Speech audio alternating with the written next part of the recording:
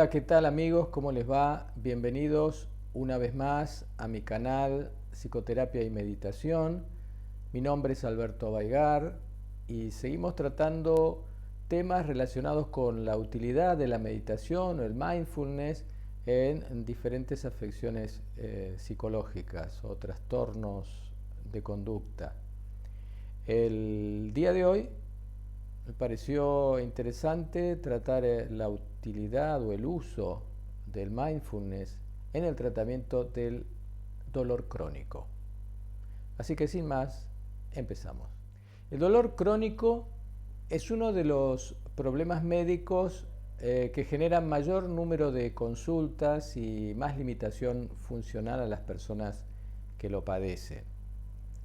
Pensemos sencillamente en la patología reumática, sobre todo artrosis y artritis reumatoidea, que representan aproximadamente la causa más frecuente del dolor crónico con un 47% de incidencia.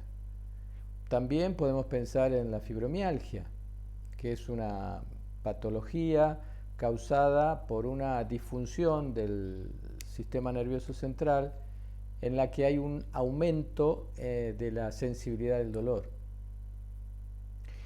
Tenemos que tener en cuenta además que el dolor crónico se asocia además con un importante sufrimiento emocional, tanto para la persona que lo padece como para sus allegados, sin olvidar la incidencia que tiene en los cuadros de depresión y ansiedad, que a su vez influye en la percepción del dolor, haciéndola más intensa y difícil de soportar. Una persona ansiosa o deprimida es más sensible al dolor, tiene un umbral más bajo. Por eso, todo abordaje del dolor debe ser multidisciplinario, debe tener en cuenta el factor emocional. Hablemos un poquito del dolor. El dolor tiene una función protectora, es una advertencia, nos resguarda de peligros mayores. Ahora, esa función protectora no la tiene el dolor crónico. Así el dolor se transforma ya no en un síntoma, sino en la enfermedad misma. El dolor además tiene dos componentes. Uno discriminativo que nos permite, es como información, nos permite saber si es dolor por presión, quemazón, o un corte, o duele más arriba, más abajo. Y un componente afectivo. Uno piensa, está en peligro mi vida, mi enfermedad está avanzando. Ahora bien, cuando una lesión se cura, pero el dolor queda, eso significa que ha habido una modificación en el sistema nervioso. Y esto se debe a la plasticidad neuronal, que consiste en la capacidad que tienen las neuronas para cambiar su función, su estructura o su perfil químico.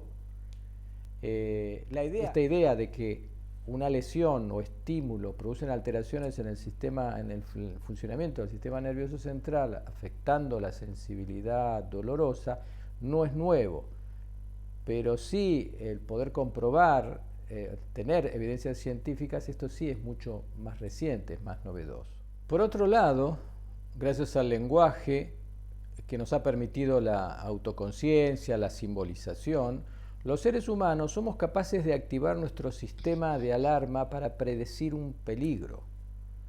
Esto se nos viene en contra, ¿no? Tiene que ver mucho con el tema del estrés. Es decir, allí donde no hay un peligro lo podemos imaginar. Tenemos una experiencia de un miedo irracional, un miedo anticipatorio, y el aumento de la alerta psicofisiológica, tenemos un sufrimiento emocional por la anticipación y una evitación conductual. Dejamos de hacer cosas pensando en el dolor que podríamos tener o que nos va a venir. Y finalmente al dolor además hay que agregarle aquello que tiene que ver con la experiencia del estrés, lo que se llama estrés postraumático, ¿sí? No solamente el dolor, sino la vivencia emocional. ¿Qué puede ofrecer una terapia basada en mindfulness o atención plena al paciente que padece de dolor crónico? En primer lugar, información. Informar acerca de los procesos neurológicos y emocionales del dolor. En segundo lugar, no debemos diferenciar entre dolor físico y psicológico, porque al fin y al cabo todo es dolor. todo nos causa sufrimiento. En tercer lugar, desarrollar la conexión mente-cuerpo a través del ejercicio de reconocimiento corporal o escaneo corporal. Tenemos un link a un video donde explicamos esta práctica. En cuarto lugar, promover una actitud de aceptación del dolor. Pensemos que lo que resiste, persiste. Cuanto más resistencia, hay más sufrimiento. En quinto lugar, aprender a reconocer y diferenciar las sensaciones de las emociones. Y además los pensamientos que surgen con esas emociones que se generan a partir del dolor. Por ejemplo, el dolor me quiere decir que me estoy muriendo. El dolor significa un castigo merecido o haber pasado los límites. Escucho a mi cuerpo. En sexto lugar, recomendar el ejercicio físico. Esto no es exclusivamente de mindfulness, pero entendemos que el ejercicio aeróbico fundamentalmente da la sensación de tener dominio sobre el cuerpo. En séptimo lugar, involucrar a la familia. En octavo lugar, aprender a observar sin juzgar para controlar la alerta psicofisiológica y dejar ir. Siempre hemos hablado en meditación, dejarlo pasar, no juzgar. Noveno, focalizarse antes que distraerse. ¿Sí? Es común que querramos afrontar o confrontar el dolor con algo para distraernos. No pienses en esto, que te va a doler más. No funciona. Al contrario, concentrarse, focalizarse en lugar de distraerse. Y décimo, esto es una práctica fundamental en la filosofía que sostiene la meditación, que es desarrollar la compasión. Desarrollo de la motivación para cuidar de sí mismo y de los otros. Esto permite descentrarse de sí mismo y disminuir el sufrimiento, pues mi interés no solamente soy yo como sufriente, sino todos los seres vivos también son pasivos de sufrir. Me preocupo por el dolor de los demás, quiero aliviar el dolor de los demás y disminuye la autocentración y por lo tanto ser el único que sufre. ¿Por qué a mí? ¿Por qué me tocó a mí? ¿No? Es algo que generalmente uno suele escuchar. En resumen, en primer lugar, tener en cuenta realizar un enfoque multidisciplinario, tener en cuenta no solo los aspectos físicos, sino también emocionales.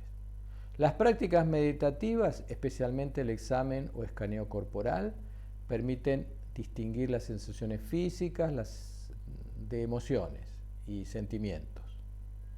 Pensemos que cuando no se pueden cambiar las sensaciones físicas, sí se puede cambiar la respuesta emocional y evitar el sufrimiento, o por lo menos disminuirlo, no agregar al dolor sufrimiento. En el dolor se contraen músculos, se agrega malestar. En fin, el escaneo corporal permite reconocer estos puntos de conflicto, suavizar y aliviar la zona. Con el dolor es frecuente que aparezca rabia, tristeza, desesperanza, ansiedad. Traer la conciencia mindfulness a las emociones nos permite empezar a reconocerlas sin juzgarlas, sin resistirnos y aprender a observarlas y dejarlas ir. Además, aprender a vivir en el aquí y el ahora y tratar el dolor de cada momento, vivir el momento presente y así despegarnos de esto traumático que es la anticipación de que voy a estar peor o qué va a ser de mañana, ¿no? Vivir cada día. Desarrollar la compasión, pensar en el bienestar propio y el de los demás, y desarrollar una capacidad de tolerancia al sufrimiento, el cual está ligado no solamente con el dolor, sino con la capacidad de afrontar las diferentes frustraciones y adversidades de la vida. enfrentarlos y no evitarlos. Bien, esto ha sido todo por hoy. Si hay consultas, preguntas o nuevos temas que quieren que tratemos, les agradezco que lo escriban en los comentarios. Por supuesto es importantísimo para nosotros que se suscriban y además que activen la campanita, así se enteran cuando publicamos un nuevo video.